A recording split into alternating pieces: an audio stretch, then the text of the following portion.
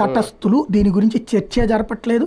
సమాజంలో చైతన్యం చచ్చిపోయిందండి. ముందు ఇదివరకు కమ్యూనిస్టులు మాట్లాడేవాళ్ళు, కాస్త ఏ జయప్రకాష్ నారాయణ లాంటి వాళ్ళు, ఏడి లక్ష్మీనారాయణ లాంటి వాళ్ళు మాట్లాడేవాళ్ళు. ఇప్పుడు ఎవరికి వాళ్ళు కూడా బాకాలు వదడంతో సరిపోయారు. సమాజం ప్రస్తుతం అంటే ఈ పేపర్లను నమ్మాల్సి వస్తుంది. వీళ్ళేమో తాబేదారులుగా తయారయ్యారు. ప్రస్తుతం ఆంధ్రప్రదేశ్కి అదే శాపం. ఇప్పుడు ఈ ఉద్యమాల ద్వారా, ఈ పోరాటాల ద్వారా ఇవన్నీ లేవనెత్తారా జగన్ గారు? ఆయన లేవనెత్తుతాడు కానీ వినేది ఎవడు, పట్టించుకునేది ఎవడు? ఆయన పేపర్లో రాస్తే చదవరు, ఆయన టీవీలో రాస్తే చూడరు. ఏమవుతుంది? ప్రయోజనం ఏంది? కవరేజ్ ఉండదేమో. ఆయన రేపు పొద్దున్న ఆయన ఉద్యమానికి కవరేజ్ ఉండదేమో, సాక్షి తప్ప. సహజం కదా. ఇంకెవరో పట్టించుకోరో, సోషల్ మీడియాలో హడావిడైతే జరగాలి అంతే.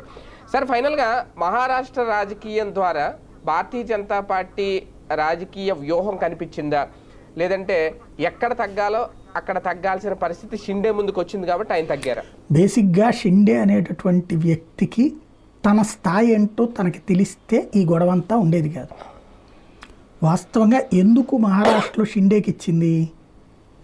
ఇప్పుడు అతనికితో పాటుగా అతనికి కొన్ని పదవులు ఇస్తే అప్పుడు అవసరం బీజేపీకి. ప్రభుత్వం ఏర్పాటుకి 104 సీట్లే ఉన్నాయి కాబట్టి 50 మంది 41 మందిని వేసుకుని వచ్చాడు. వాళ్ళు షిండేకి సీఎం ఇస్తే వాళ్ళని బయటికి పోకుండా చూసుకుంటాడు.